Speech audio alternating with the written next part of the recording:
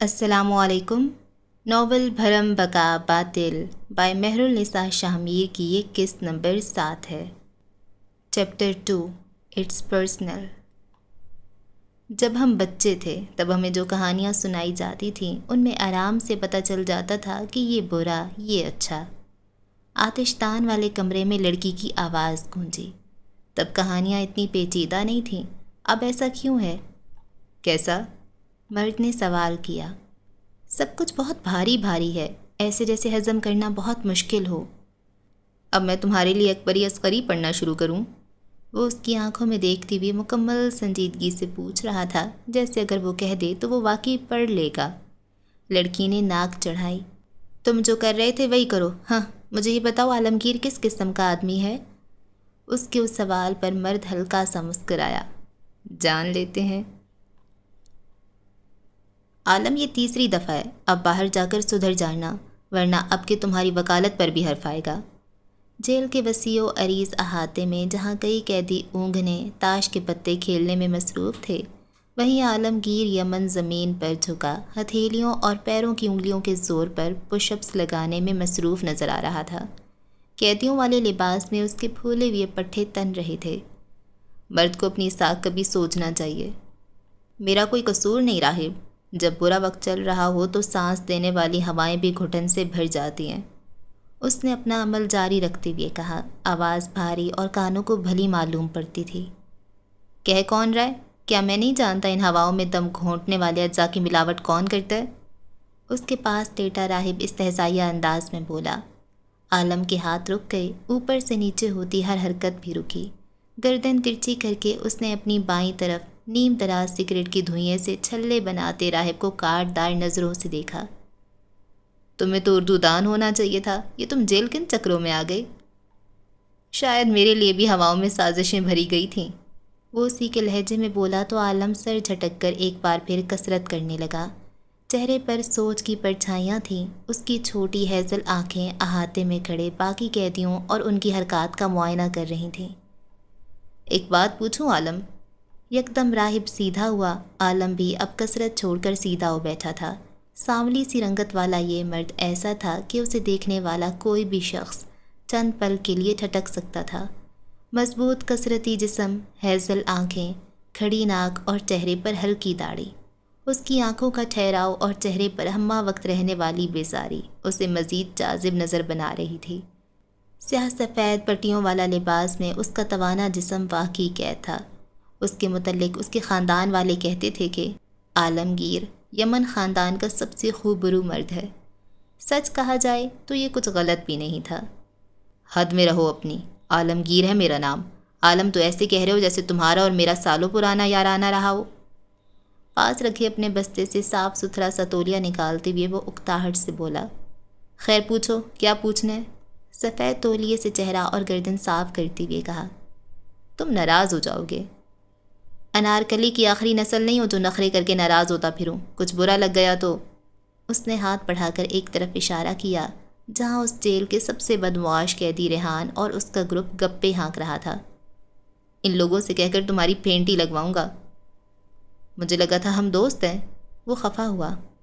ایک اور نوابی چونچلا، عالم صرف اپنا دوست ہے۔ رہنے دو یار، مجھے کوئی بات ہی نہیں کرنی، وہ اٹھتے ہوئے بولا، ساتھ اپنے لیے دوسری بیڑی سلگائی۔ اگر تم نے نہیں بتایا تو میں تمہیں شاہ نواز کے گروپ سے پٹواؤں گا۔ گردن اور چہرے سے ہلکا ہلکا پسینہ صاف کرتے ہوئے اس نے جیل کے نسبتاً کم خطرناک گروپ کا نام لیا۔ ہاتھ تو خیر ان کے بھی خوب چلتے تھے۔ راہب اس سے بات کر کے پچھتایا۔ وہ پوچھنا چاہتا تھا، کیا تم نے واقعی اپنی 3 بیویوں کا قتل کیا؟ لیکن چونکہ اس سوال سے لاٹ صاحب کے ناراض ہونے کا خدشہ تھا تو ذرا سی تراش خراش کے بعد اس نے سوال بدل دیا۔ تم پہلی بار جیل کیوں آئے تھے اور کتنے عرصے کے لیے؟ عالم دونوں بازو گردن تک لے گیا، ٹھیک سے کسپل نکالے، پھر راہب کو دیکھا۔ دھوپ پڑنے پر اس کی آنکھیں چھوٹی ہو رہی تھیں۔ پہلی بار میں جیل اس لیے آیا تھا کیونکہ میں نے ایک جھوٹی گواہی دلوائی تھی، کچھ ماہ کی سزا لگی، مزہ آیا یہاں کر۔ راہب نے اسے اپنی بیڑی کی پیشکش کی جس سے اس نے ہر دفعہ کی طرح ٹھکرایا۔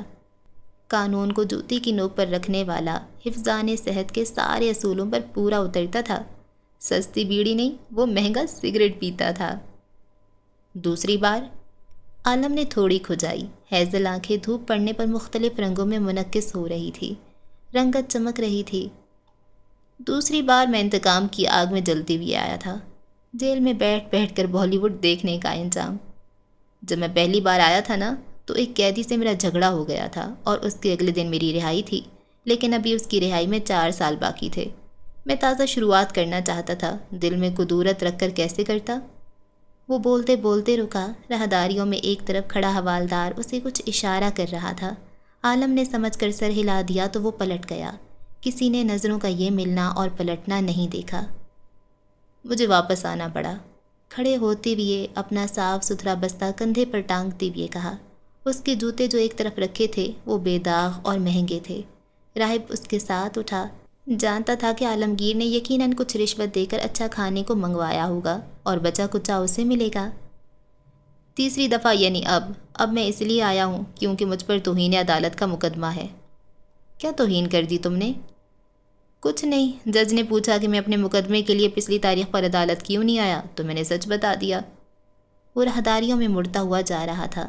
کئی ایک دفعہ اس نے کسی شناسہ کو ہاتھ ماتھے تک لے جا کر سلام بھی کیا، بدلے میں اسے سلام کیا گیا۔ یہاں اس کے دوست نہیں تھے، یہ سچ نہیں تھا۔ وہ کسی کو دوست مانتا نہیں تھا، یہ سچ تھا۔ تم نے کیا کہا تھا؟ میں نے کہا، جج صاحب اس دن میرا موڈ نہیں تھا۔ وہ جتنی سنجیدگی سے بولا، اس کے ساتھ چلتے راہب نے اسے اتنی ہی بے یقینی سے دیکھا۔ اتنے میں وہ دونوں عالمگیر کی کوٹھڑی تک آ گئے تھے۔ حوالدار وہیں کھڑا تھا۔ عالم نے آس پاس محتاط نگاہ ڈالی، پھر جیب سے 1000 کا نوٹ نکال کر اسے دیا۔ شاید اسے لگتا تھا وہ عالمگیر یمن نہیں، کسی مغل بادشاہ کی چھوڑی ہوئی میراث کا واحد وارث ہے۔ عیاشی کا جیل میں یہ عالم تھا، باہری آدمی کیا کرتا ہوگا؟ تم نے جج کو یہ بول دیا؟ راہب نے اس کے لیے کوٹھڑی کا دروازہ کھولتے حیرت سے کہا۔ جج میرا باپ نہیں تھا جس سے میں لگی لپٹی رکھوں۔ وہ گردن جھکائے اندر داخل ہوا۔ جیل کی ایک یہی بات اسے بری لگا کرتی تھی۔ جج کو سمجھنا چاہیے تھا، ان دنوں میری بیٹی بیمار تھی، بیوی پہلے ہی مر چکی تھی، میں پریشان رہا کرتا تھا، عورت کے بغیر گھر مکان لگ رہا تھا، میرے کام اور چیزیں بے ترتیب تھیں۔ وہ زمین پر پڑے نرم گدے پر آ کر بیٹھا، ایک طرف رکھی صاف ستھرے برتنوں میں سے ایک پلیٹ نکالی اور اس میں فرائیڈ چکن نکال کر سجایا، کولڈ ڈرنک کا گلاس بھرا، پھر سفید چاولوں کا ڈبہ کھولا۔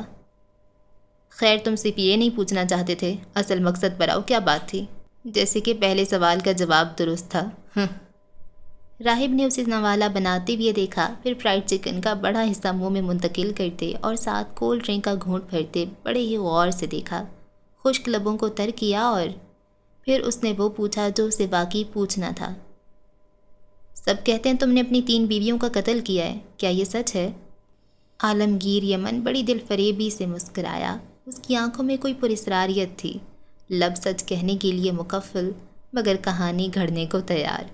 وہ چند لمحے چپ چاپ اسے دیکھتا رہا، پھر بے حد مدھم لہجے میں کہا، ہم آہ بھی کرتے ہیں تو ہو جاتے ہیں بدنام، وہ قتل بھی کرتے ہیں تو چرچا نہیں ہوتا۔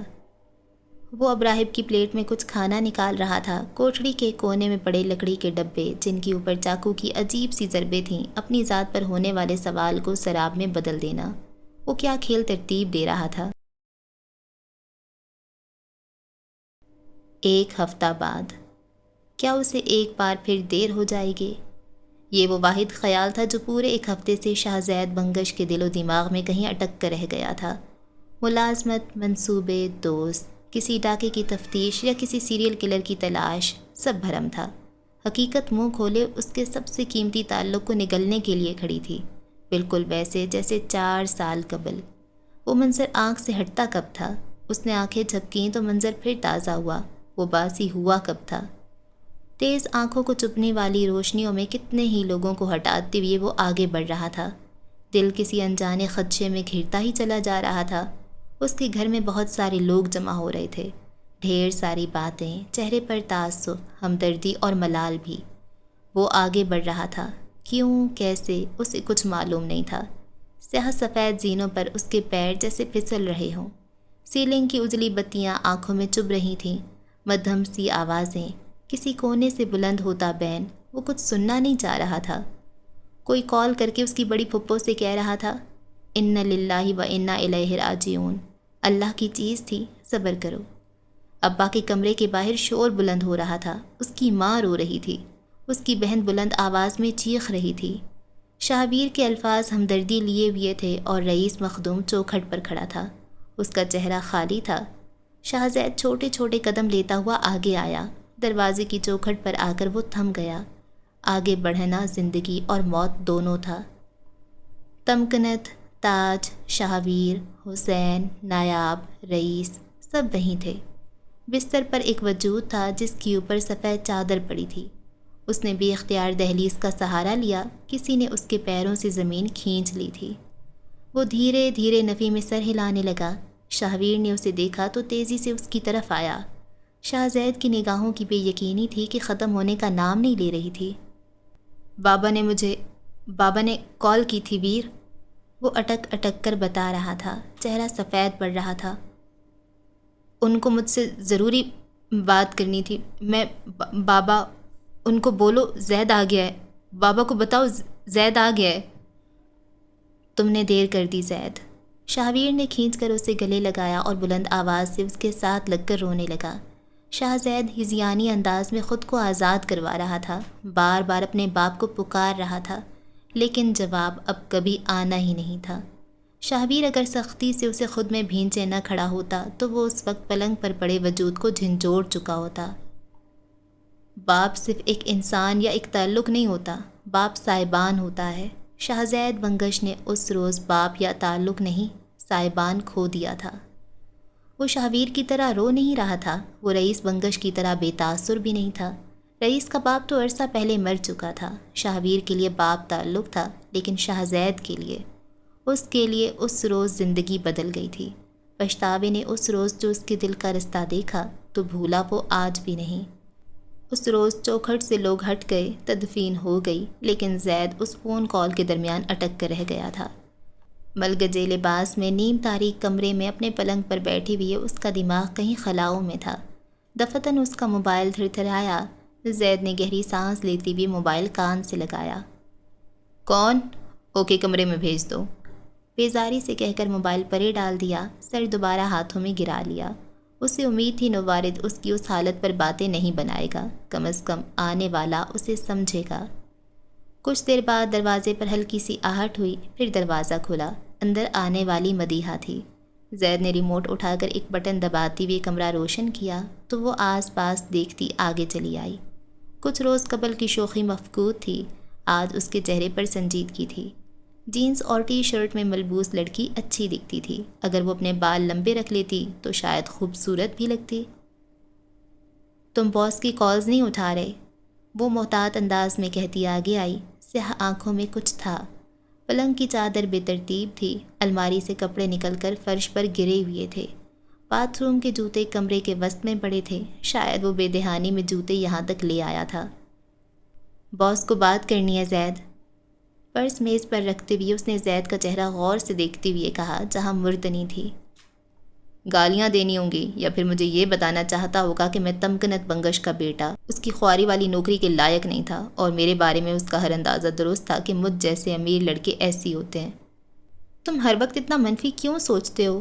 مدیحہ آگے آئی، کمفرٹر ایک طرف کیا اور شاہزید کے قریب آ کر بیٹھی۔ ہم اس سے نکل آئیں گے، فکر کیوں کر رہے ہو؟ زید کے گلے میں گلٹی ابھر کر معدوم ہوئی، دل جیسے زخم ہوا۔ ہم کیوں کسی سیریل کلر کے ٹراما کا شکار بنے؟ کیوں کسی کے ذہنی عارضے ہمارے دشمن بن جائیں؟ میرے بھائی نے اس مقام کے لیے کتنی محنت کی ہے، کوئی جانتا ہے؟ وہ کلر جانتا ہے کہ میرا بھائی کتنی راتیں جاگا ہے، کتنا خوار ہوا ہے؟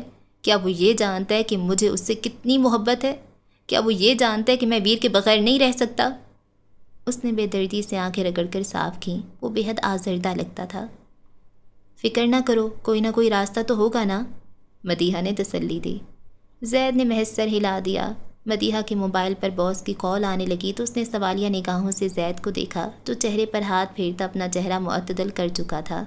تھوڑی دیر بعد کھڑکیوں کے پردے ہٹے ہوئے تھے۔ زید سنجیدگی سے اسکرین پر نظر آتے آدمی کو دیکھ رہا تھا جو کافی دیر سے زید کی ٹھنڈی میٹھی بےعزتی کر رہا تھا۔ ڈھیٹ تو وہ تھا جو بغیر کسی تاثر کے سن رہا تھا، سر بھی ہلا رہا تھا۔ صدقے ایک رپورٹ بنانے کو کہا تھا تم سے، اور تم کیا کرتے پھر رہے ہو؟ نہ تم کوئی اپڈیٹ دیتے ہو، نہ آفس آتے ہو۔ معذرت، لیکن شاید تمہیں لگتا ہے کہ یہ دفتر تمہارا ہے اور ہم تمہارے ملازم۔ بالوں سے خالی سر اور بڑے ہوئے پیٹ والا باس سخت خفا تھا۔ تمہارے پاس 2 دن ہے زید، یا تو رپورٹ جمع کرواؤ یا پھر استعفیٰ۔ میرے پاس کام آنا چاہیے۔ باس، مجھے ایک فیور چاہیے۔ مدیحہ نے تعصب سے نفی میں سر ہلایا اور باس جیسے آگ بگولا ہوئے۔ تمہیں لگتا ہے اس وقت تم کسی فیور مانگنے کی پوزیشن میں ہو؟ پوزیشن خراب ہے، اس لیے فیور مانگ رہا ہوں، وہ اسی ڈھٹائی سے بولا۔ مجھے کچھ معلومات چاہیے۔ اسکرین کے پار باس کی آنکھوں میں آنکھیں ڈالتے ہوئے کہا۔ تمہیں جوائن کیے ہوئے 1 سال ہوا ہے اور تم نے اس 1 سال میں بغیر کارکردگی دکھائے اس نوکری کو کئی بار اپنے فائدے کے لیے استعمال کیا ہے، اور بس ایک بار اور کرنا چاہتا ہوں۔ اعتماد اس پر ختم تھا یا شاید ڈھٹائی۔ اس سال کا آخری فیور۔ کہیے جناب۔ انہوں نے دانتوں پر دانت جما لیے۔ اب کیا چاہیے بادشاہ سلامت کو؟ کچھ عرصہ پہلے آپ کو ایک رپورٹ ملی تھی، کوئی ایجنٹ ہے جو پریویلیج کلر کو پکڑنا چاہتا ہے، اور 1 منٹ، یہ بات تم تک کس نے پہنچائی؟ باس نے غراتے ہوئے اس کی بات کاٹی۔ مدیحہ نے مسکراہٹ دبائی۔ دراصل قصہ کچھ یوں تھا کہ باس یعنی ارمغان صاحب کے پاس پریویلیج کلر کے متعلق کچھ معلومات تھیں، اور ایک نجی جاسوس کو یہ تمام معلومات چاہیے تھیں۔ جناب نے معلومات دینے سے انکار کیا تو مجبوراً ایجنٹ صاحب کو ارمغان کے چہرے کے نقشے بگاڑنے پڑے، مگر یہ بات اسے پرانا عملہ جانتا تھا، سارے کے سارے دغا باز، لعنت ہو۔ آپ کو میری صلاحیتوں پر شک ہے، لیکن میں تو خود کو ایک بہترین تفتیش کار سمجھتا ہوں، اس لیے خیر چھوڑیں باس، مدعے پر آتے ہیں۔ مجھے اس ایجنٹ کی معلومات چاہیے۔ کیوں چاہیے؟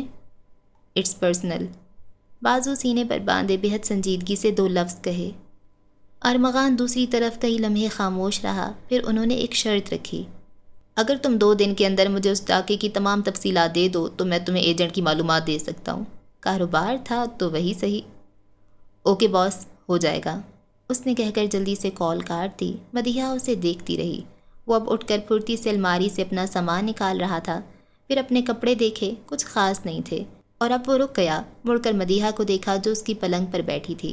کتنے ہی لمحے وہ دونوں ایک دوسرے کو دیکھتے رہے۔ وہ یہاں اس طرح بیٹھی کتنی اچھی لگ رہی تھی، یہ زید کو پہلی بار اندازہ ہوا۔ اسے دیکھتے ہوئے اس نے بہت سہولت سے پوچھا، ساتھ آنے؟ پیشکش ہے یا سوال؟ التجا۔ وہ ہلکا سا مسکرایا۔ تمہارے بغیر بور ہو جاؤں گا۔ مدیحہ کا چہرہ بتا رہا تھا وہ انکار نہیں کر سکتی، اس نے کبھی زید کو انکار نہیں کیا تھا۔ اسلان جلدی کرو، سہراب گاڑی چھوڑ کر گیا ہے، ہمیں تھوڑی دیر تک چلنا چاہیے۔ باورچی خانے سے نکلتے ہی یافس نے جلدی سے کہا۔ ساتھ ساتھ وہ اسلان کے ناشتے کی تشت میں سامان رکھ رہا تھا۔ اسلان آج اس کے اپارٹمنٹ پر موجود تھا۔ آملیٹ میں سبز مرچ ڈال دوں یا ہاف فرائیڈ چاہیے؟ لاؤنج میں صوفے پر پیر پسارے اسلان نے جماہی روکی، کتاب بند کر کے سینے پر رکھی، بکھرے سے حلیے میں وہ سست سا دکھائی دے رہا تھا۔ ہاف فرائیڈ انڈا اور بل والے پراٹھے، جلدی کرو بھوک لگی ہے۔ وہ یافس کے سامنے کوئی چھوٹا بچہ بن جایا کرتا تھا۔ ماموں یار چائے گندی بنی تھی، آپ مجھے کافی بنا دو۔ باورچی خانے کے اندر کھڑے یافس نے سر جھٹکا۔ سہراب غصہ ہو جائے گا، ہم لیٹ ہو چکے ہیں۔ سہراب کہیں کا ولی عہد ہے جو میں اس کے غصے کی پرواہ کروں؟ اسلان حسب توقع بگڑا۔ پراٹھوں کے لیے آٹا نکالتے ہوئے یافس تھم گیا۔ اسلان واقعی بدتمیز ہوتا جا رہا تھا، اور یہ بات یافس اور سہراب کے درمیان جھگڑے سے زیادہ بڑی تھی۔ وہ چولہا بند کرتے ہوئے باہر آیا، میز پر پڑی گاڑی کی چابی اٹھا کر اسلان کے سینے پر اچھالی۔ وہ بدمزہ ہو کر سیدھا ہوا۔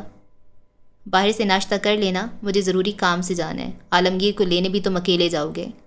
اس کا انداز روکھا اور بے لچک تھا۔ اسلان کا چہرہ لمحے بھر میں سرخ ہوا۔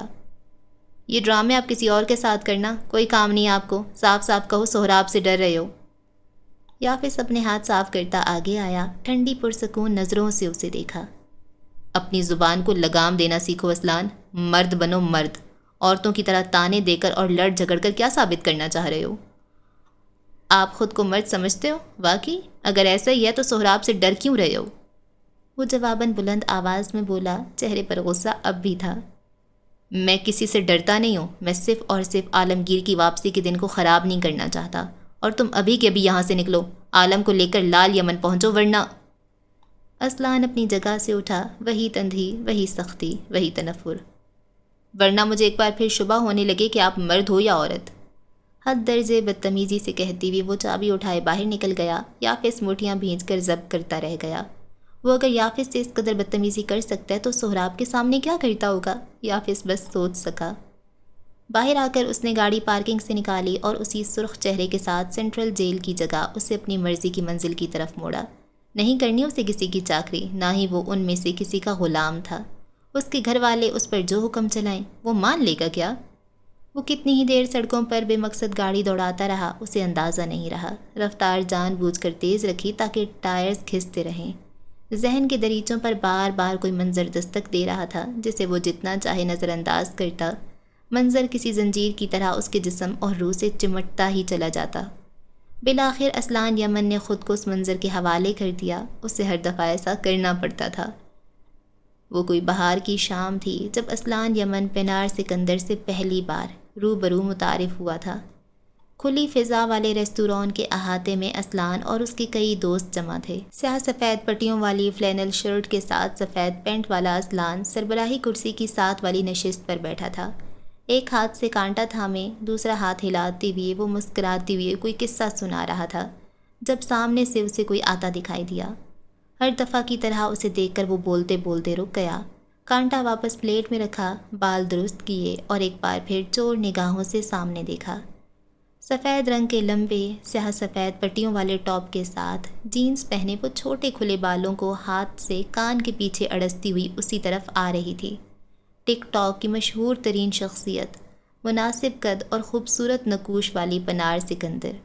اسلان نے اسے کئی دفعہ اپنے امیر دوستوں کی دعوت میں دیکھا تھا، آج وہ پہلی دفعہ اس کے ساتھ والی کرسی پر آ کر بیٹھی۔ اس کی تیز خوشبو، اسلان بھی اختیار گردن پھیر کر کسی دوست سے بات کرنے لگا۔ اس کے کانوں کی لوئیں تک سرخ ہوئی تھیں۔ یہ کھانا تمہارے اعزاز میں ہے تو تمہیں سربراہی کرسی پر بیٹھنا چاہیے تھا۔ شیشے کے بڑے برتن سے پاستہ اپنی پلیٹ میں منتقل کرتے پنار نے بڑے ہی اعتماد کے ساتھ اسے براہ راست مخاطب کیا۔ اسلان کتنی ہی دیر بالکل تھم گیا۔ تم وہاں کیوں نہیں بیٹھے؟ اس نے دوبارہ مخاطب کیا۔ میں یہیں ٹھیک ہوں۔ وہ اس کی طرف دیکھے بغیر پلیٹ پر جھک گیا۔ اتنی سی بات تھی اور وہ ابھی سے سرخ پڑ رہا تھا۔ تمہیں لائم لائٹ نہیں پسند اسلان؟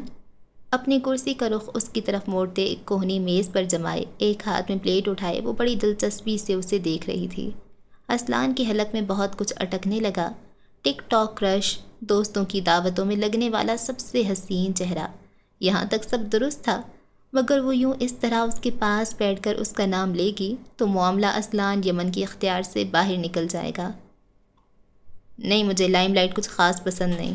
بمشکل کہتے ہوئے اس نے پانی کا گلاس اٹھایا اور گھٹا گھٹ سارا پانی حلق میں اتارا۔ برقی کمکموں کی روشنی میں اس کا چہرہ روشن تھا۔ آس پاس چہل پہل اور برتنوں کی آوازیں تھیں۔ اچھا، وہ جیسے محظوظ ہوئی۔ صرف لائم لائٹ نہیں پسند یا لائم لائٹ میں رہنے والے لوگ بھی؟ اسلان کے چہرے پر چوری پکڑے جانے کا تاثر آیا۔ اگر تمہیں واقعی لائم لائٹ نہیں پسند تو میر سے کہہ کر مجھے انوائٹ کیوں کروایا؟ اسلان نے بھی اختیار چہرہ پھیر کر اسے دیکھا۔ گہری بھوری آنکھوں کا سنہری آنکھوں سے پہلا تصادم ہوا۔ اس کی ناک میں چمکتا ننھا ہیرا، بیوٹی بون کو چھوتے ریشمی سیاہ بال اور گول مٹول سا چہرہ اسلان چاہ کر بھی نگاہ نہیں پھیر سکا۔ برقی کمکموں کی روشنی تلے، موم بتیوں کی ٹمٹماہٹ اور اشتہا انگیز خوشبوؤں کے درمیان وہ دونوں یک ٹک ایک دوسرے کو دیکھ رہے تھے۔ اسلان دیکھنے کا عادی مگر مقابل کی نظر کرم سے غیر آشنا۔ دراصل میں نے بورڈ میں ٹاپ کیا ہے اور تمہارے دوستوں نے تمہیں یہاں ایک اعزازی ڈنر پیش کیا۔ چونکہ میں تمہارے میزبان کی خاص دوست ہوں اس لیے تم نے اسے درخواست کی کہ وہ مجھے یہاں بلا لے۔ میں جاننا چاہتی ہوں کیوں؟ اس نے کوہنی میز سے ہٹا لی اور اب اسی ہاتھ سے وہ پلیٹ میں نکالا ہوا پاستہ چن رہی تھی۔ رخ مکمل اسلان کی جانب تھا، نظریں گہری۔ اسلان نے گلا کھنکارا۔ میں چاہتا تھا آپ بھی آئیں، اس نے مدھم انداز میں کہا۔ کیوں؟ سوال جوں کا توں۔ اسلان نے مدد طلب نظروں سے آس پاس کرسیوں پر بیٹھے اپنے دوستوں کو دیکھا۔ سب باتوں میں مصروف تھے یا شاید مصروف دکھ رہے تھے، وہ اندازہ نہیں کر سکا۔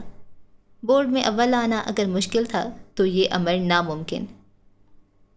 مجھے لائم لائٹ نہیں پسند، اس لیے میں نے سوچا اس کا رخ کسی اور طرف پلٹ دوں۔ پنار مدھم سا ہنسی، ایسے جیسے محظوظ ہوئی ہو۔ اسلان کی سماعتوں میں یہ ہنسی ہمیشہ کے لیے محفوظ ہو گئی۔ مجھے لائم لائٹ بہت پسند ہے، دیکھو میں آ گئی۔ اسلان کا دل تیز تیز دھڑک رہا تھا، اندر سے بے تحاشا گھبراہٹ بھی ہو رہی تھی، مگر وہ اس وقت اگر کسی عمل سے ناگریز ہو سکتا تھا تو وہ پنار سکندر کو ناراض کرنا ہوتا۔ وہ اسی با اعتماد انداز میں اس سے بات کرتی رہی۔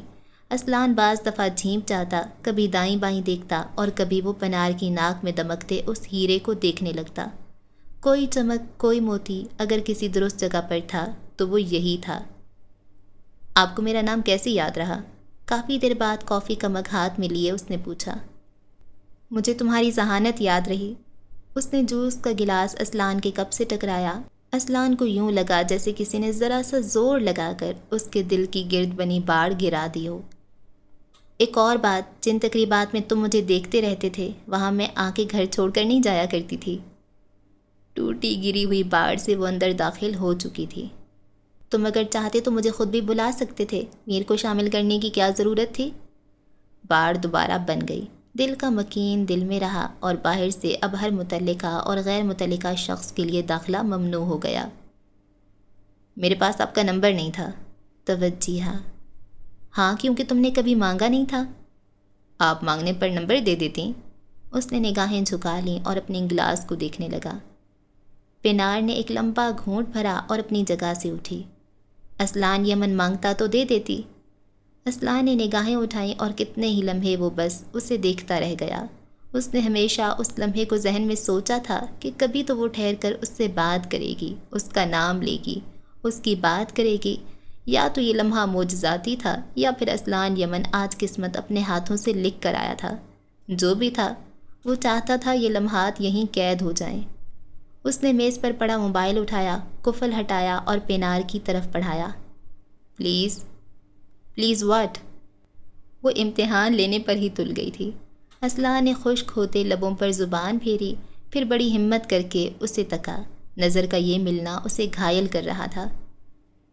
مس پینار سکندر، کیا مجھے آپ کا رابطہ نمبر مل سکتا ہے؟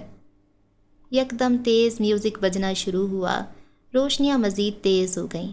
سیاہ سفید لباس والی لڑکی اپنے سفید نیل پالش لگے انگوٹھوں سے اسلان کے موبائل پر اپنا نمبر لکھ رہی تھی۔ پھر نام لکھنے لگی، مگر کچھ سوچ کر رک گئی اور موبائل اسلان کی طرف بڑھایا۔ اسلان نے نمبر کو دیکھا، بجلی کسی تیزی سے وہ نمبر نہ جانے کیوں یاد کیا، پھر پینار کو دیکھا۔ آپ نے نام نہیں لکھا؟ مجھے کیا پتا تم مجھے کس نام سے یاد رکھتے ہو؟ دلکش مسکراہٹ سے کہتی وہ ایک آخری نظر اس پر ڈال دی، اپنا گلاس اونچا کرتی وہاں سے ہٹ کر اس طرف چلی گئی جہاں میوزک کی تال پر کچھ دوست رقص کر رہے تھے۔ اسلان کتنی ہی دیر اس کی پشت کو دیکھتا رہا، پھر اس نے اسکرین کو دیکھا۔ وہ ہلکا سا مسکرایا بھی اور اب اس کی انگلیاں کچھ لکھ رہی تھیں، ہندسوں کے اوپر نام کی جگہ پر لائم لائٹ۔ اس نے بس یہی لکھا۔ لاہور سینٹرل جیل کے باہر اکا دکا گاڑیاں کھڑی تھیں، جن میں سے ایک سہراب یمن کی کلٹس بھی تھی، جس کے ساتھ ٹیک لگائے کھڑا اسلان بیزاری اور اکتاہٹ سے آس پاس دیکھ رہا تھا۔ ہاتھ میں ایک انگریزی کتاب تھی جس کے درمیان میں انگلی پھنسا رکھی تھی تاکہ جو صفحہ وہ پڑھ رہا ہے اس پر نشانی رہے۔ دفتن وہ چونکا، کسی نے اس کے کندھے پر ہاتھ رکھا تھا۔ اسلان چونک کر مڑا تو عالمگیر اس کے ساتھ کھڑا تھا۔ وہ تو ساکت ہی رہ گیا، لب کھل گئے۔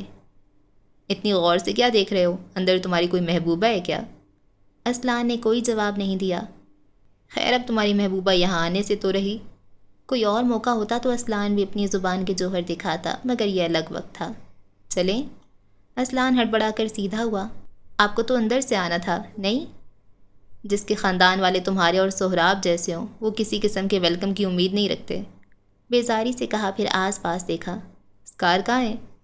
آنے والے ہیں، کال کر گئے کہ یہیں انتظار کروں۔ ٹھیک ہے، یہیں نزدیک چلو، کہیں بیٹھ کر چائے پیتے ہیں۔ اسلان سر ہلا کر رہ گیا، وہ اب تک اس کی موجودگی سے حیران تھا۔ سفید ڈریس شرٹ کے ساتھ گہرے نیلے کوٹ اور پینٹ والا شاہبیر گلے سے ٹائی نوچ کر اتار رہا تھا۔ پلنگ پر ایک طرف لیپ ٹاپ رکھا تھا جس پر آرا کا چہرہ نظر آ رہا تھا۔ وہ باورچی خانے میں کھڑی آٹا گوندھ رہی تھی اور وہ خود ابھی ابھی کسی تقریب سے واپس آ رہا تھا۔ چہرے کی رنگت میں سرخیاں گھل رہی تھیں۔ جب بھی کال کرتا ہوں تم ہوتی کدھر ہو آرا صاحبہ؟ وہ پکڑ کر اس کے نک نیم کے ساتھ صاحبہ لگا رہا تھا۔ جب سے تم نے یہ جاب شروع کی ہے سارا مسئلہ تب شروع ہوا ہے، اب تمہارے پاس میرے لیے وقت نہیں ہوتا۔ ٹراما ڈمپنگ چھوڑ کر مدعے پر آؤ۔ اس نے اشارہ کیا تو ہانیہ اس کے قریب آ کر رکی اور اس کے چہرے پر آتے بال پیچھے کیے۔ اب چونکہ وہ اسکرین میں نظر آ گئی تھی تو لگے ہاتھوں ہونے والے بہنوئی کو سلام کر دیا۔ ہائے، کیسے ہو شاویر؟ ایک تو آرہ کے رویے کی بیزاری اور دوسرا ہانیہ کی اس وقت یہاں موجودگی۔ شاویر نے مسکرانے کا تکلف بھی نہیں کیا، تاثرات تنے رہے۔ ٹھیک، بہاڑ میں گئی مروت، جہنم میں گیا وقار۔ اور کام کیسا چل رہا ہے؟ پاکستان کب آ رہے ہو؟ ہانیہ نے ہمت نہ ہاری۔ ہاں البتہ عقب میں کھڑی انارہ تارون کے غصے کا گراف آسمان سے باتیں کرنے لگا تھا۔ کیا مطلب اب وہ اس کی بہترین دوست کو نظر انداز کرے گا؟ جب آؤں گا تو آدھے پاکستان کو پتہ چلے گا۔ آرا سے بات کرواؤ، کام ہے مجھے اور ہمیں تھوڑی پرائیویسی چاہیے۔ ہانیہ پھیکی پڑتی رنگت کے ساتھ اسکرین سے ہٹ گئی۔ انارہ اسکرین کے سامنے آئی، شاویر کے تنے ہوئے چہرے کو دیکھا اور بغیر ہاتھ دھوئے لیپ ٹاپ دونوں ہاتھوں میں لیے باورچی خانے سے باہر نکل کر کمرے میں آئی۔ مسئلہ کیا ہے تمہارا؟ یہ سارے نخرے کس کو دکھا رہے ہو؟ اور ہانیہ کے ساتھ کس طرح بات کر رہے تھے تم؟ وہ بلند آواز میں بولی۔ تمہارا مسئلہ کیا ہے؟ جب ایک بار کہہ دیا ہے ظالم سے بات نہیں کرنی تو وہ کیوں میسج کرتا ہے تمہیں؟ جواباً شاویر بھی اسی سختی سے بولا۔ تم نے اس سے گن منگوائی ہے، تمہارے ذہن میں بیٹھ رہا ہے یہ کتنی بڑی بات ہے؟ بالآخر بلی تھیلے سے باہر آ گئی تھی۔ رات کے 2 بجے کے بعد انارہ کے اندر کوئی اور عورت داخل ہو جاتی تھی جو کل ایک طرف رکھ کر کبھی کسی دوست کی تھیراپی کر رہی ہوتی، کبھی خواہ مخواہ رونے لگتی اور کبھی اپنے راز بتا دیتی، پھر اگلے دن دوبارہ اس پر روتی۔ کل رات شاویر سے بات کرتے ہوئے اس نے بتا دیا کہ اس نے ہانیہ سے گن منگوائی تھی اور ہانیہ نے وہی کام ظالم خان سے کروایا۔ رات کے وقت تو خیر شاویر چپ رہا، بول پڑتا تو بری بات کہاں سن پاتا، مگر آتش فشاں اب پھٹ رہا تھا۔ آرا پر مانو اوس پڑ گئی۔ میں نے، وہ رکی، تمہیں یہ سب کس نے بتایا؟ میں نے بتایا کیونکہ مجھے گلٹ ہو رہا تھا، میں تم سے کچھ بھی چھپانا نہیں چاہتی۔ میں نے وہ گن ہانیہ کے چچا سے منگوائی تھی اور تم اچھی طرح جانتے ہو اس کے چچا کس قسم کے آدمی ہیں، ان کے لیے یہ سب روزمرہ کا کام ہے۔ دوسری بات، ان سے یہ گن میں نے نہیں ہانیہ نے منگوانی تھی۔ اب مجھے کیا پتہ تھا ہانیہ یہ کام ظالم سے کروائے گی؟ تمہیں لگتا ہے میرے ماتھے پر گدھا لکھا ہے؟ وہ غرایا۔ آرا بے اختیار سہمی۔ اس کا چچا، اس کا ماموں تمہارا دماغ خراب ہے یا میرا دماغ خراب کرنا چاہتی ہو؟ عمر دیکھو اپنی، خاندان دیکھو اپنا، تم ایک جیولری آرٹسٹ ہو، گن سے تمہارا کیا تعلق؟ وہ ہنوز بلند آواز میں پوچھ رہا تھا۔ آرا نے اس کو اس قدر غصے میں نہیں دیکھا تھا۔ مجھے یقین نہیں آ رہا تم میرے پیٹھ پیچھے کیا کرتی پھر رہی ہو؟ کوٹ اتار کر وہ فرش پر پھینک چکا تھا۔ اگر تمہیں کچھ بھی چاہیے تو تمہیں مجھ سے کہنا چاہیے، گنز یا بم جو بھی ہے میں لا کر دوں گا۔ وہ ظالم، وہ آدمی میری ہونے والی بیوی کے لیے یہ سب کیوں کرے گا؟ یہ تو میں طے کروں گی کہ میں تمہاری بیوی بننا چاہتی ہوں یا نہیں، وہ چٹخ کر بولی۔ 2 سال میں تم یہ فیصلہ بھی نہیں کر سکیں؟ شاویر کے ابرو تنزیہ انداز میں اکٹھے ہوئے۔ فیصلہ کر لیا تھا، اب لگتا ہے غلط کر لیا۔ وہ بمشکل رونے پر قابو پائی ہوئی تھی۔ میں سوچ بھی نہیں سکتی تھی تم مجھ سے ایسے بات کرو گے۔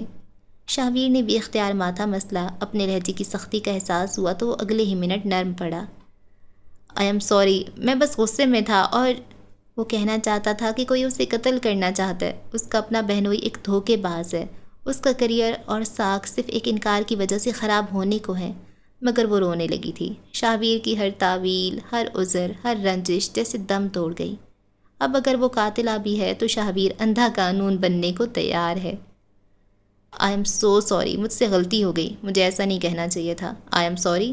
آرا ادھر دیکھو، ادھر دیکھو یار، مجھے یہ روب نہیں پسند، دوبارہ مجھ سے ایسے بات مت کرنا۔ میں چاہے گنز منگواؤں، چاہے لوگ قتل کروں، میری بھی ایک زندگی ہے، تم اس میں دخل نہیں دے سکتے۔ اب تم غلط بات کر رہی ہو۔ غیر قانونی، غیر لائسنس شدہ اسلحہ کون سی لڑکی رکھتی ہے؟ تمہارا دماغ واقعی خراب ہو رہا ہے۔ سوری بٹ نو سوری، مجھے لگتا ہے ہمیں اس معاملے میں کھل کر بات کرنی چاہیے۔ تم ظالم پر اتنا یقین کیسے کر سکتی ہو کہ اس سے غیر قانونی گنز لینے لگو؟ آرا کو اپنی بے وقوفی کا احساس بخوبی ہو رہا تھا، لیکن جھگڑے کے عین درمیان میں یہ مان لینا کہ وہ غلط ہے، وہ ایسا کر دے تو تف ہے اس کے پاکستانی لڑکی ہونے پر۔ تم مجھ پر شک کر رہے ہو؟ یہ گیا مدعا دوسری طرف۔ شک، اس نے ناگواری سے استہزائیہ انداز میں دہرایا۔ یہاں شک کی کوئی گنجائش کہاں نکل رہی ہے ڈارلنگ، میں ثبوتوں کے ساتھ بات کر رہا ہوں۔ ظالم تمہارا لگتا کیا ہے؟ صرف ایک کولیگ، اور تم اس سے اسلحہ لے رہی ہو۔ تم کیا لگتے ہو میرے؟ تم ہوتے کون ہو مجھ پر اس طرح کی پابندیاں لگانے والے؟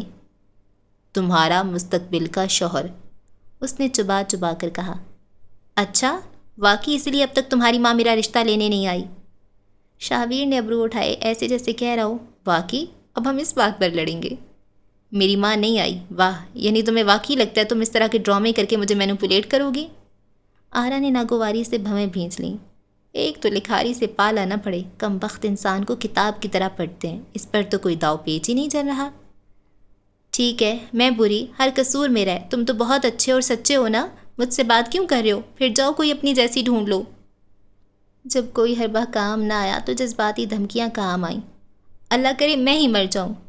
خبردار جو تم نے کال کاٹی، آرا میں… اس کی بات پوری ہونے سے قبل ہی کال کٹ چکی تھی۔ شاہویر بنگش جیسے کھول کر رہ گیا، اس کے سر میں درد کی ٹیسیں اٹھنے لگیں، مٹھیاں بھینچے وہ ضبط کے کڑے مراحل سے گزرنے لگا۔ صبر شاہویر صبر۔ تم سے ایک بات کہوں؟ میرے منع کرنے پر نہیں کہو گی؟ آتش دان کے اندر جلتی لکڑیوں کو لوہے کی سلاخ سے ترتیب دیتی ہوئی قصہ گو نے پوچھا۔ یہ عورت تمکنت بنگش یہ صرف اداکاری تو نہیں کرتی ہوگی؟ وہ صرف اداکاری ہی کرتی ہے، قصہ گو نے اپنی بات پر زور دیا۔ وہ بس ایک اداکارہ ہے۔ تمہیں وہ اتنی نیک کیوں لگتی ہے؟ کاری سلگ اٹھی۔ مرد نے یکدم پلٹ کر اسے تکا، آنکھوں میں زمانے بھر کی سادگی تھی۔ میں نے کب کہا وہ نیک تھی؟ ابھی تم نے کہا کہ وہ صرف اداکاری کرتی ہے۔ بالکل، وہ صرف اداکاری کرتی ہے، سیٹ پر بھی۔ وہ لمحے بھر کو چپ ہوا۔ بیک سٹیج بھی؟ تمکنت بوڑھی ہو رہی تھی، اداکاری کے مواقع ختم ہونے لگے تب۔ اس کے دائیں گال پر آگ کی وجہ سے تپش سی ہونے لگی۔ تب اس نے بیک سٹیج اداکاری شروع کر دی۔ اس کا کردار ایک رہنما کا تھا۔ رہنما؟ عورتوں کے حقوق کی رہنما، قصہ گو نے اضافہ کیا۔ سفید حویلی لاہور کی خوبصورت ترین گھروں میں شمار ہوتی تھی۔ چمچماتا ہوا سفید رنگ جو دن کی روشنی میں آنکھوں کو چندھیا رہا تھا۔ ساری حویلی اسی ایک رنگ میں ڈوبی تھی، کہیں کہیں گہرا کتھئی رنگ بھی نمایاں تھا، مگر سفید رنگ کی جاذبیت اس ایک رنگ کو دبا رہی تھی۔ تمکنت بنگش کی لمبی سرمئی گاڑی سفید حویلی کے گیٹ پر آ کر رکی تو دربانوں نے دروازے کھول دیے۔ یہ دروازہ کسی کسی کے لیے ہی کھلتا تھا۔ روش پر آ کر گاڑی رکی اور وہ باہر نکلی۔ ارغوانی رنگ کے ٹاپ اور فلیپر میں ملبوس، اس نے اونچی ایڑیوں والے جوتے پہن رکھے تھے، گلے میں ایک مالا اور کانوں میں ٹاپس تھے، بال نفیس جوڑے میں مقید تھے، چہرے پر ہلکا پھلکا میک اپ تھا۔ وہ آج بھی خوبصورت اور تازہ دم تھی۔ کچھ دیر بعد اسے مہمان خانے میں لا کر بٹھایا گیا۔ وہ یہاں آتی جاتی رہتی تھی۔ اس گھر کا شاہانہ پن، آس پاس سے گزرتے ملازم، وہ بڑے بڑے گھروں کی گھمبیر خاموشی، تمکنت ہر شے سے بے نیاز اپنے موبائل کی اسکرین پر انگلیاں چلا رہی تھی، جب اسے ایک مانوس آواز سنائی دی۔ مجھے نہیں پتا تھا آج صبح صبح آپ کے درشن ہو جائیں گے۔ مسکراتا کھنکتا لہجہ اور ایک مدھم مسحور کن سی خوشبو تمکنت کو اپنے آس پاس محسوس ہوئی تو اس نے چہرہ اٹھا کر سامنے دیکھا۔ کبھی سوچا آپ اتنی خوبصورت کیسے ہیں؟ دروازے کی فریم میں وہ استیدا تھا، وہ جو کہانی کا گم شدہ حصہ تھا، 32-33 کے ہندسے کو پار کرتا ہوا اسفندیار انصاری، نوجوان نسل کا پسندیدہ رہنما، ہر کسی کا دل دادا۔ دیوار پر لگے آرائشی آئینے میں اس کا عکس بن رہا تھا، لمبا قد، چوڑے کندھے، گندمی رنگت اور پرکشش آنکھیں، سرمئی شلوار سوٹ پر سیاہ ویسٹ کوٹ پہنے وہ کسی ملاقات کو تیار دکھائی دے رہا تھا۔ مجھے بھی نہیں پتا تھا کہ صبح صبح مجھے اتنا حسین مرد دیکھنے کو ملے گا، بغیر کسی فلٹر کے۔ وہ قدم قدم چلتے ہوئے آگے آیا اور اپنا سر اس کے سامنے ہلکا سا جھکایا۔ تمکنت نے اس کے بال ذرا سے بگاڑے، پھر وہ سیدھا ہوا۔ مسکراہٹ ہونٹوں سے جدا ہی نہیں ہو رہی تھی، گال کا گڑھا بے حد واضح تھا۔ نہ کریں، پھر میں خوش ہو جاؤں گا یار۔ تم آلریڈی خوش لگ رہے ہو، کیا ہوا ہے؟ وہ تمکنت کے ساتھ والے صوفے پر آ کر بیٹھا۔ ان دونوں کے درمیان گہری شناسائی لگتی تھی، کندھے جوڑ کر بیٹھے ہوئے وہ دوست معلوم ہو رہے تھے۔ ہوا تو بہت کچھ ہے اور میں خوش نہیں ہوں، بہت پریشان ہوں، اسپند اب سنجیدگی سے کہہ رہا تھا۔ آپ کو یاد ہے نا، کچھ دن پہلے کسی اینکر نے اماں سے پوچھا تھا کہ طلاق کا ریشو کیوں بڑھ رہا ہے؟ اماں کا جواب تو آپ کو یاد ہوگا۔ طلاق یافتہ عورتوں میں جن کی شرح زیادہ ہے وہ سب پڑھی لکھی عورتیں ہیں۔ بغیر کسی طنز کے تمکنت نے ہو بہو اس کے الفاظ دہرائے۔ آپس کی بات ہے، یہ جواب مجھے بھی برا لگا تھا۔ اسپند نے گردن نفی میں ہلائی، پھر ماتھا مسلا۔ اب ٹویٹر اور باقی سوشل میڈیا پر عجیب نفرت اور ہتک بازی شروع ہو گئی ہے۔ ہر کوئی اماں اور ان کی سیاست پر تبصرے کرتا ہوا نظر آ رہا ہے۔ اچھا خاصا بلیک لیش آیا ہے۔ عوام کو لگتا ہے اماں عورتوں کی تعلیم کے خلاف ہے۔ آج جلسہ بھی ہے، سمجھ نہیں آ رہا کیا کریں۔ تمکنت نے اس کا کندھا تھپکا۔ یہ کوئی بڑی بات نہیں ہے، اسکینڈل کو اسکینڈل کے ساتھ دبایا جاتا ہے۔ تمہاری اماں نے اگر یہ بات کر دی ہے تو اب اسے واپس نہیں لیا جا سکتا۔ ہاں لیکن اسی پیمانے کا ایک اور معاملہ پیدا کیا جا سکتا ہے۔ مثلاً اسفندیار خان کا کوئی معاشقہ؟ تمکنت مسکرا کر بولی۔ اسفند بے ساختہ ہنس دیا، آنکھیں چمکیں، وہ محظوظ ہوا۔ میں اس قسم کا آدمی نہیں ہوں۔ ہونے میں وقت کتنا لگتا ہے؟ مجھے معاف رکھیں۔ اس نے باقاعدہ ہاتھ جوڑے۔ آپ یہ بتائیں کہ شاہبیر آج کل کیا کر رہا ہے؟ مجھے کوئی بتا رہا تھا کہ وہ شادی وغیرہ کر رہا ہے۔ بے وفا ہو گئیں آپ، ذکر ہی نہیں کیا۔ تمکنت کی آنکھوں میں کچھ ابھرا، لب البتہ بدقت مسکراتے رہے۔ میں تمہاری طرح بے خبر رکھی گئی ہوں۔ آواز میں نہ چاہتے ہوئے بھی کرچیاں تھیں۔ Don't tell me. اسفند متحیر رہ گیا۔ اب کوئی علم ہوا یا اب تک آپ بھی میری طرح سنا رہی ہیں؟ کوئی مڈل کلاس لڑکی ہے، جیولری آرٹسٹ، ماں باپ کی طلاق ہو گئی اور اب ماموں کے ساتھ رہتی ہے۔ مجھے شاہبیر سے یہ امید نہیں تھی۔ مجھے بھی۔ وہ بری طرح متاثر ہوا۔ میں اس سے بات کروں؟ کر سکتے ہو۔ وہ یکدم مشکور ہوئی۔ آپ کے لیے کچھ بھی۔ وہ دونوں ابھی اس بات پر مزید چرچا کرتے کہ سامنے سے آتی عورت کو دیکھ کر چپ ہو گئے۔ ہلکے آسمانی رنگ کے چکن کاری سوٹ کے ساتھ دوپٹہ کندھوں سے سر تک اوڑھے وہ باوقار سی چال چلتی ہوئی عورت تمکنت کی ہم عمر معلوم ہوتی تھی۔ چہرہ ہر قسم کی جھریوں اور بڑھتی عمر کے آثار سے پاک تھا۔ وہ روبینہ انصاری تھی، پچھلے انتخابات میں چند ووٹوں سے ہاری ہوئی، مگر اس دفعہ مکمل تیاری کے ساتھ ایک بار پھر سیاست کے میدان میں اترتی ہوئی۔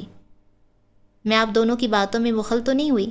مہمان خانے سے یکدم ساری چاشنی رخصت ہو گئی اور کچھ کڑوا سا اندر آ گیا۔ روبینہ کی آنکھوں میں اندیکھا طنز تھا۔ نہیں اماں، ہم بس بات کر رہے تھے۔ اسفند کھڑا ہو گیا، اس کے ماتھے پر بل پڑ گئے۔ حالانکہ یہ کچھ کرنے کا وقت ہے۔ وہ بیٹھی نہیں، بس کھڑی رہی اور چبھتی ہوئی نظروں سے اسے دیکھتی رہی۔ تمہیں باتوں سے فرصت کب ملے گی اسفند؟ روبینہ آرام سے۔ تمکنت نے اسے ٹوکا۔ کیا مسئلہ ہے؟ ایسے چھوٹے چھوٹے مسائل ہوتے رہتے ہیں۔ ابھی اگر تم کسی ایک عمارت کو اسکول کے لیے وقف کر دو یا پھر چند پیسے بانٹ دو تو سب ٹھیک ہو جائے گا۔ تمہیں کیا لگتا ہے میں اس مسئلے کے لیے پریشان ہوں؟ اس کی آواز تھوڑی بلند ہوئی۔ الیکشن آنے والے ہیں، میں وہ سب دیکھوں یا روز روز کی یہ ڈرامہ بازی؟ الکوہل کمپنی کی تعمیر رک گئی ہے، ہمارے این جی او کے فنڈز نہیں آ رہے۔ کیا مطلب ہے پاکستان میں فیملی سائڈ ختم ہو گیا ہے؟ کوئی شوہر بیوی کو قتل نہیں کر رہا، جہیز کے مسائل پر کوئی ماں باپ خودکشی نہیں کر رہے، یا کوئی عورت بچے پیدا کرتے ہوئے مر نہیں رہی؟ اما راجن پور میں واحبہ بی بی کو اس کے شوہر نے قتل کر دیا کیونکہ وہ صرف بیٹیاں پیدا کر رہی تھی۔ اگر ہم یہ مسئلہ… سٹاپ اٹ اسپند۔ وہ بگڑی، ماتھے کے بل گہری ہوئے۔ راجن پور؟ کوئی راجن پور کو جانتا بھی ہے؟ مجھے کچھ تگڑا کیس بتاؤ، کوئی ایسی کہانی جس کے ذریعے عورتوں کے حقوق پر ہمارا بولنا اچھا بھی تو لگے۔ کسی امیر اور ورکنگ وومن کا قصہ لاؤ۔ گاؤں دیہات کی عورتوں کے مسائل لائیں گے تو لوگ کہیں گے حکومت نے ان کی بہتری کے لیے کیا کیا، اور ہمارے پاس کیا اتنا وقت ہے جو ان جاہل عورتوں پر صرف کریں؟ ابلیس اگر انہیں دیکھے تو اپنے پھیلائے ہوئے شر پر تفاخر کرتے کرتے جیے۔ انسانی جان، ایک عورت کے اصل حق، کیا یہ سب محض سیاست تھی، محض ڈھکوسلا؟ یہ سارے فنڈز الیکشن کے لیے استعمال ہوں گے۔ اس کے علاوہ مجھے تم سے ایک فیور چاہیے تمکنت۔ کرسی کے ہتھے پر ہاتھ رکھے وہ اب دھیمی آواز میں کہہ رہی تھی۔ یہ الیکشن بے حد ضروری ہے اور الیکشنز کے لیے پیسہ چاہیے۔ پیسہ کیسے آئے گا؟ میں کوشش کر رہی ہوں، جلدی ہماری این جی او کے لیے فنڈز آ جائیں گے۔ اور لعنت ان فنڈز پر، ٹکے ٹکے پر انتخابات نہیں لڑے جاتے۔ وکاس گیلانی سے بات کرو گی تم، ہم اس کا کام کروائیں گے اور وہ ہمیں 3 گنا زیادہ رقم دے گا۔ اسفندیار نے پہلی بار اپنی ماں کو بے بسی بھری ناگواری سے دیکھا۔ اماں، اب ہم ایسے لوگوں کے ساتھ جوڑیں گے جو آرگن ٹریفکنگ کرتے ہیں؟ ڈسکسٹنگ، وہ بچوں تک کو نہیں بخشتا۔ اسے فری ہینڈ دینا غلط ہوگا، ہم اسے تحفظ دیں گے تو وہ آگ لگا دے گا۔ تمہارے اندر کا مسیحا جاگ رہا ہے کیا؟ میری جگہ تم بیٹھ جاؤ۔ وہ سی بلند بے لچک لہجے میں بولی۔ اور آج کا جلسہ تم دیکھو گے۔ یہ الفاظ کہتے ہوئے اس کے لہجے میں ناپسندیدگی تھی۔ اسفندیار لب بھینچ کر رہ گیا۔ روبینہ اب تمکنت سے کچھ کہہ رہی تھی جو غور سے اس کی بات سن رہی تھی۔ اسفندیار کے برعکس تمکنت اپنے کردار کے ساتھ مکمل وفادار نظر آ رہی تھی، جبکہ اسفند ان دونوں عورتوں کی تخریب کاری سے بے حد متنفر تھا۔ اچھا جی، اس ایپیسوڈ کو ہم یہاں پہ ختم کرتے ہیں اور نم نم نم نم نم کیا ہوئے؟ اچھا شاہزید جو ہے وہ اس پریویلیج کلر کے پیچھے تھا، اور مجھے لگتا ہے کہ اور وہ جو کسی ایجنٹ کی بات کر رہے تھے نا کہ کوئی جاسوس ہے جو ان کے پیچھے پڑا ہوا ہے، وہ سہراب ہوگا، اور عالمگیر کا بھی کچھ اس میں سین ہوگا، اور مجھے لگتا ہے بہت سی چیزیں نا یہ پھر مل کے ایک ہی بن جائیں گی۔ عالمگیر نہیں وہ نہیں ہوگا، وہ پریویلیج کلر نہیں ہوگا، یا شاید ہو بھی سکتا ہے کیونکہ وہ اس کی بھتیجی میں انٹرسٹڈ ہے تو وہ اس کو مار دینا چاہتا ہو، ہے نا۔ شاہزید بھی تھوڑا جاسوس ٹائپ کا بندہ ہے، اور ان کی اماں یہ الگ ہی ہیں، وہ ان کو الگ کرنا چاہتی ہیں، وہ بیچاری کی بیٹی کی جان ہی خطرے میں ہے۔ اچھا شاہزید جو ہے اس کے فادر کی کیسے ڈیتھ ہوئی ہے یہ ابھی تک نہیں پتہ ہے، اور ان کے جو بہنوئی ہیں شاویر اور شاہزید کے، جو کہ ابتسام، جو کہ کہتے ہیں کہ فراڈ ہے، فراڈ کرتے ہیں نا کوئی، وہ کہتا ہے کہ وہ فراڈ ہے، تو وہ کس قسم کا انسان ہے وہ بھی ابھی تک نہیں پتہ ہے۔ باقی شاویر اور انارا کی جو بات ہے وہ تو ایک ٹپیکل جو بھی ایسے ٹین ایجرز بچے ہوتے ہیں جو کہ ایک دوسرے میں انٹرسٹڈ ہوتے ہیں تو بات کرتے ہیں، ویسے ہی لگ رہا ہے۔ ان کی تھوڑی سی لو سٹوری بھی دکھائی گئی ہے، لیکن مجھے ان کی لو سٹوری میں کچھ ایز سچ اٹریکشن نہیں محسوس ہو رہی۔ مجھے وہ جو کیس ہے نا قتل والا، اس میں زیادہ انٹرسٹ پیدا ہو رہا ہے کہ وہ کس نے کیا ہوگا، کیوں ہو رہا ہوگا۔ باقی ان کی لو سٹوری پتہ نہیں مین ہے یا اچھا، اس میں ابھی ان کی بھی دکھائی ہے، پنار کی اور اسلان کی، ان کی لو سٹوری پہ بھی بات کی گئی ہے، وہ بھی ابھی تک کھل کے نہیں پتہ کہ پنار مر گئی ہے یا غائب ہو گئی ہے۔ اچھا وہ ٹک ٹاکر ہوتی ہے اور اسلان کا اس پہ کرش ہوتا ہے، ٹھیک ہے، تو شاید اسلان اس کے بعد سے پھر اب نارمل ہو گیا ہوگا۔ اچھا پچھلی ایپیسوڈ میں وہ جو بیگ ہوتے ہیں پیسوں کے، نوٹوں کی گڈیاں ہوتی ہیں جس میں، وہ اس کی ہم نے بات نہیں کی تھی۔ اچھا جو ہمیں لگا تھا کہ وہ ڈرگز ہوگی تو وہ پیسوں کے بیگز ہوتے ہیں، اور وہ اسلان کو کیوں کوئی دے رہا ہے بیگز؟ کیسا کیا ہے ان کا کام کر رہا ہے اسلان، یا اسے کہا جا رہا ہے اور وہ کام نہیں کر رہا؟ اتنے سارے پیسے کس چیز کے اس کو مل رہے ہیں جس کو ایویں اکٹھے کیے جا رہے ہیں؟ پتہ نہیں۔ اور وہ جو آصف آفس ہی نام ہے نا، ہاں جو آفس ہے، اور وہ بھی بہت ہی اچھا دکھایا ہوا ہے، پتہ نہیں اس کا کیا کام ہے۔ خیر ہم تو بس یہی کر سکتے ہیں کہ انتظار کر سکتے ہیں اگلی ایپیسوڈ کا، اور جیسے جیسے ایپیسوڈز گزریں گی تو کہانی ریویل ہو کے آئے گی اور تب مزہ آئے گا، ہے نا۔ اوکے جی، دعا میں رکھیں یاد، اگلی قسط میں ہوتی ہے ملاقات۔ اللہ حافظ۔